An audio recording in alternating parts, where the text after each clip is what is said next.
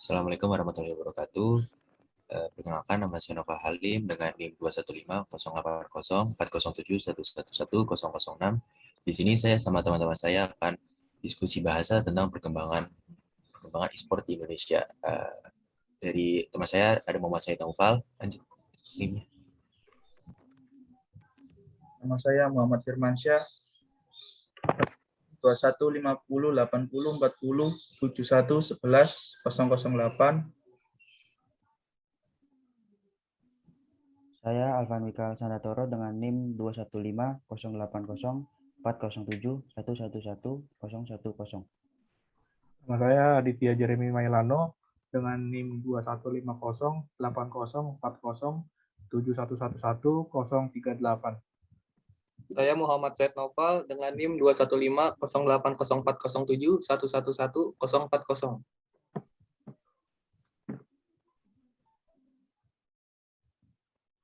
Perkembangan e-sport di Indonesia.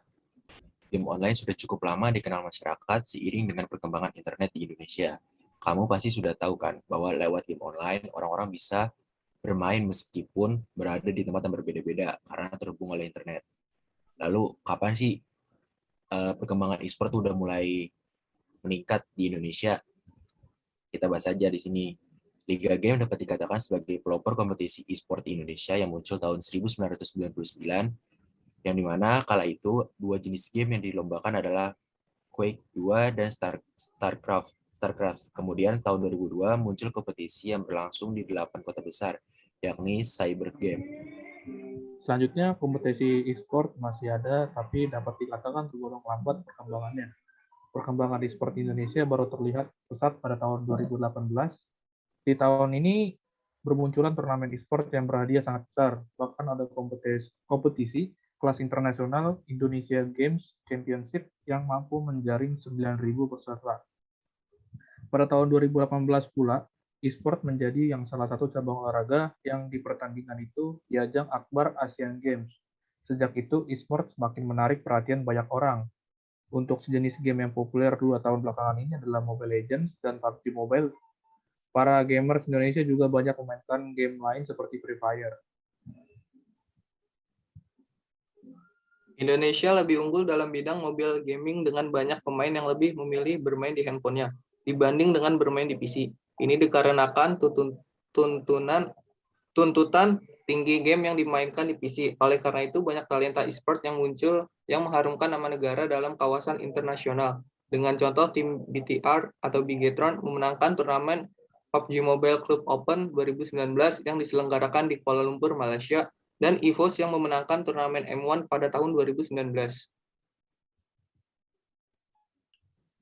E-sport dapat dibilang sebagai sebuah bentuk dari hiburan yang baru di Indonesia.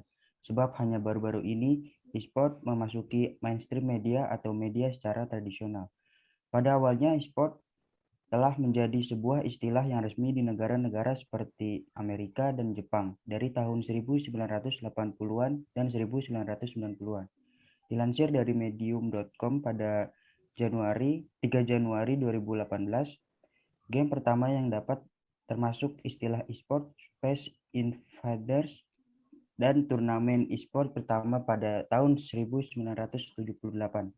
Akan tetapi, perkembangan e-sport di Indonesia yang signifikan dimulai dengan game online yang tersedia di warnet-warnet sekitar rumah, seperti Point Blank, Losaga, Counter-Strike, dan lainnya. Di mana generasi sebelumnya melihat game online sebagai sebuah gangguan dari pembelajaran mereka.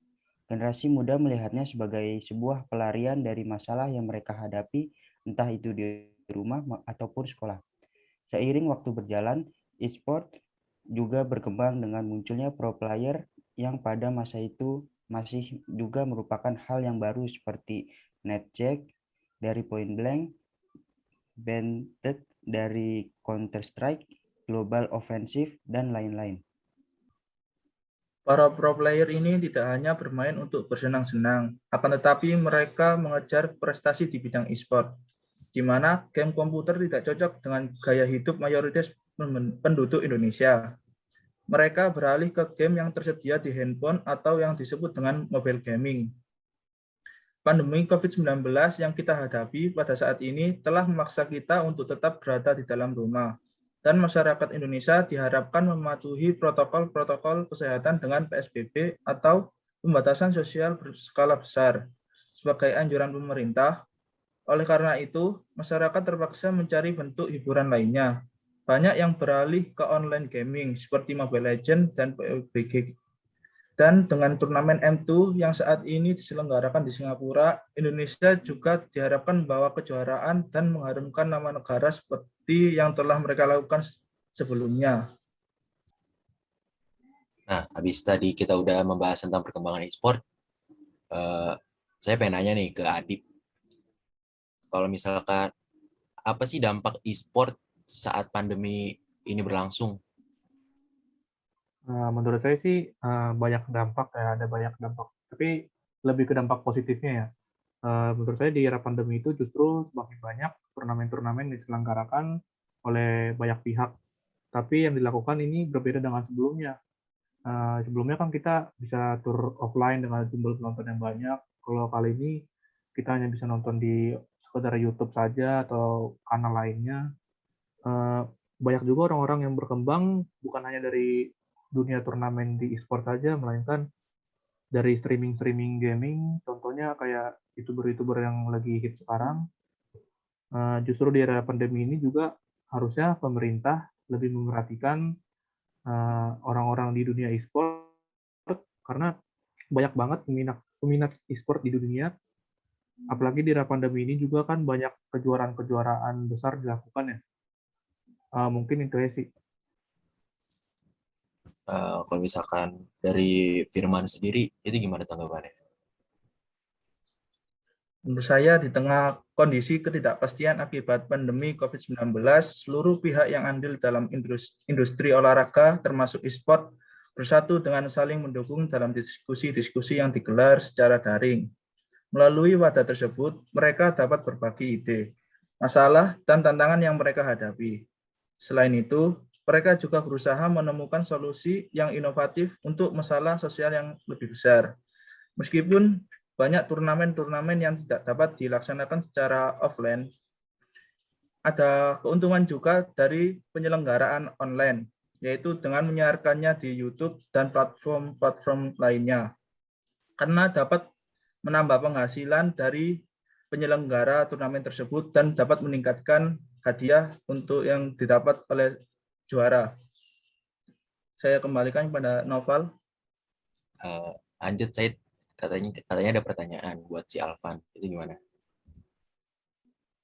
Iya, menurut Alvan, gimana sih dampak ekonomi dalam bidang e-sport di Indonesia?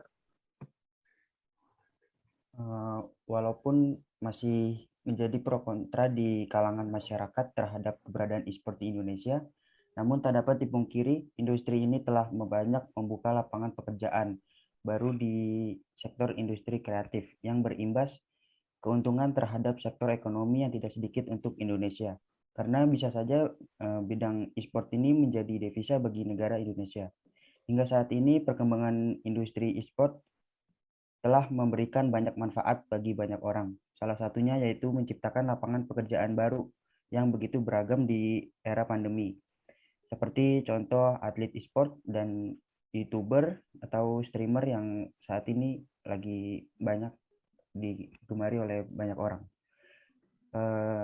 Kalau menurut pandangan saya sendiri, bagaimana pendapatan ekonomi di bidang e-sport ini? Kalau menurut saya, ekonomi dalam bidang e-sport makin berkembang ya, karena lebih banyak pro player yang lebih memanfaatkan waktunya untuk bermain kemudian bertanding. Lalu, pesatnya industri kreatif, khususnya e-sport di Indonesia, dalam beberapa tahun belakangan, ini seperti langsung melambung dan menjadi perhatian dunia. Sebagai contoh, Indonesia telah menjadi salah satu pasar game terbesar di Asia Pasifik. Menurut saya juga, industri e-sport dengan kompetisi yang banyak dilakukan dapat menjadi peluang ekonomi dan dapat mengangkat nama baik Indonesia di luar negeri. Karena atlet yang berisi anak-anak muda telah sukses menjuarai berbagai macam game online tersebut hingga ke tingkat internasional. Ya, itu menurut saya.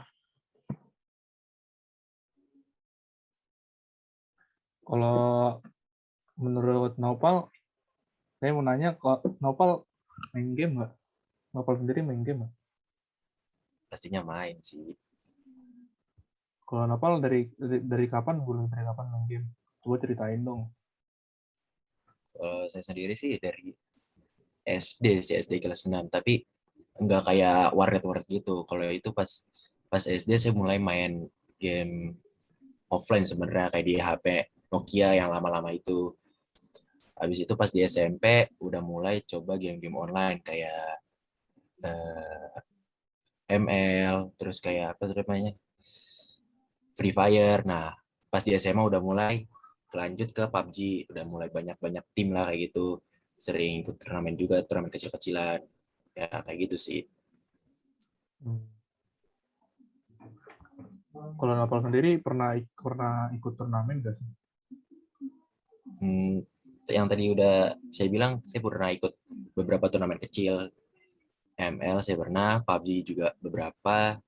Ya, walaupun nggak juara satu sih, tapi lumayan lah duitnya buat nambah-nambah uang jajan. Ya, itu sih.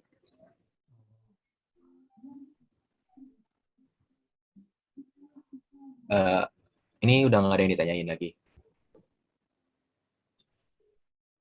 Kayak udah nggak ada sih.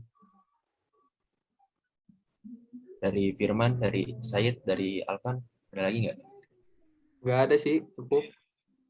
Udah cukup. Oke, kalau gitu diskusi bahasa kali ini kita cukupkan aja ya berarti. Jadi kurang lebih mohon maaf. Wassalamualaikum warahmatullahi wabarakatuh. Ya, buat kalian semua para gamers, pokoknya jangan berhenti bermain, tetaplah bermain, tapi jangan lupa belajar sama sekolah. Bila bermain game ditekuni secara benar, kita itu bisa menghasilkan, bos. Thank you semuanya.